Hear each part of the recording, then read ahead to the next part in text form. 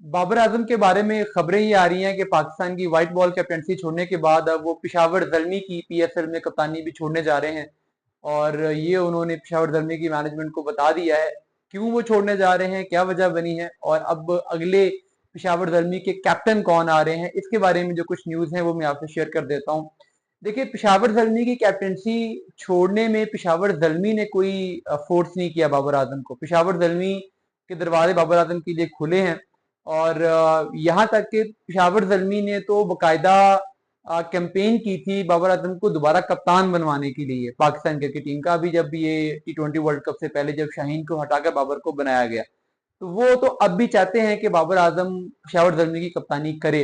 ये जो कप्तानी ना करने का डिसीजन है, ये बाबर आजम का अपना डिसीजन है, क्योंकि उन्हें ये लगता है कि वो पिशावर जल्मी के लिए कप्तानी करें या पाकिस्तान के लिए करें, उनके प्लेयर्स के साथ जो रिलेशनशिप है वो कैप्टनसी की वजह से खराब हो रहे हैं, उनकी रिस्पेक्ट डैमेज हो रही है और उनकी गेम खराब हो रही है। ये तीनों चीजें ही सही हैं, बिल्कुल ऐसा है। बाबर आजम की जितनी रिस्पेक्ट एज बैट्समैन डेवलप हुई थी पिछले कुछ अरसे में कैप्टनसी की वजह से, उसमें कमी आई है। बहुत सारे फैंस जो कि उनको एज बैट्समैन पसंद करते थे, उनके कैप्टनसी डिसीजंस की वजह से उनसे गुस्से हो गए। और मैं नफरत का वर्ड तो यूज नहीं करूंगा, बट उन्होंने उनपे बहुत शदीद क्रिटिसिज्म करना शुरू कर दिया।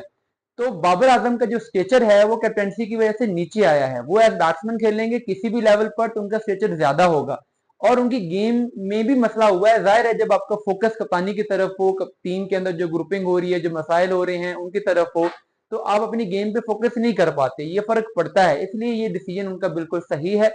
इससे उनकी गेम भी बेहतर होगी, उनकी जो टीम में रिस्पेक्ट है वो भी बेहतर होगी और साथ ही प्लेयर्स के साथ उनकी उनका जो रिलेशनशिप है वो भी इंप्रूव होगा। तो अब जो नया कप्तान है वो कौन आ रहा है?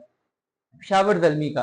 तो पिशावर जल्मी बाबर आजम की ओपिनियन लेकर ही, उनका मशवरा लेकर ही नया कप्तान बनाएंगे। ऐसा नहीं है कि बाबर आजम के फीडबैक के बगैर ही वो नया कप्तान बना दें। और बाबर आजम के बारे में ये खबरें हैं कि अभी जब चैंपियंस कप हो रहा था और उसमें वो स्टैलियन की तरफ से खेल रहे थे मोहम्मद हारिस की टीम में, तो उन्होंने मोहम्मद हारिस को उस टाइम बता दिया था, क्योंकि बाबर आजम जहन बना चुके थे कुछ दिन पहले तक कि वो कप्तानी नहीं करेंगे।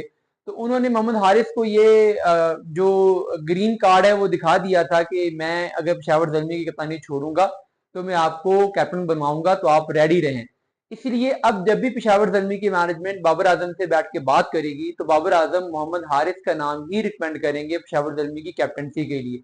और मोस्ट प्रोबेबली मोहम्मद हारिस के नाम पे वो एग्री हो भी जाएंगे, क्योंकि पिशावर जल्मी की टीम में बाबर आजम के बाद वाहिद मोहम्मद हारिस हैं जिनका कैप्टनसी का एक्सपीरियंस है। उन्होंने पाकिस्तान शाहीन की कप्तानी की है, पाकिस्तान ए की कप्तानी की है, पाकिस्तान इमर्जिंग की कप्तानी की है, अभी स्टैलियंस की कप्तानी की है, तो उनके पास एक्सपीरियंस है।